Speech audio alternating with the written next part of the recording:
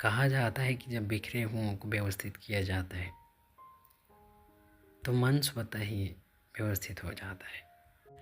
तो यहाँ पर आप देख रहे हैं कि बच्चे तनाव मुक्त कैसे रहें, उनमें माता पिता की क्या रिस्पॉन्सिबिलिटी है और उनकी खुद की क्या रिस्पॉन्सिबिलिटी है। इन पर बात कर रही है डॉक्टर नीलसा फिरवानी। तो देखिए इन्होंने क्या लिखा है। अगला point, making arrangements is also helpful. व्यवस्थित करना भी मददगार होता है बच्चों को तनाव मुक्त रहने में। इट इज़ सेड दैट, कहा जाता है, by tidying up the mess, बिखरे हुओं को व्यवस्थित करना, the mind automatically becomes tidy. जब बिखरे हुओं को व्यवस्थित किया जाता है तो मन भी स्वतः ही व्यवस्थित हो जाता है। इन दिस सिचुएशन, इस स्थिति में, if you involve the child in arranging the house, अगर आप बच्चे को घर को अरेंज करने में, व्यवस्थित करने में शामिल करते हैं,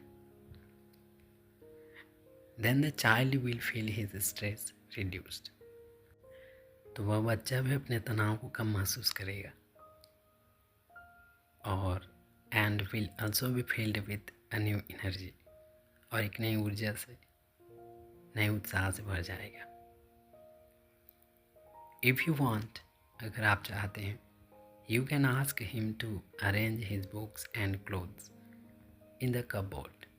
अगर आप चाहते हैं तो आप अपने बच्चे से कह सकते हैं कि वह अपने कपड़ों और पुस्तकों को अलमारी में सुव्यवस्थित रखें।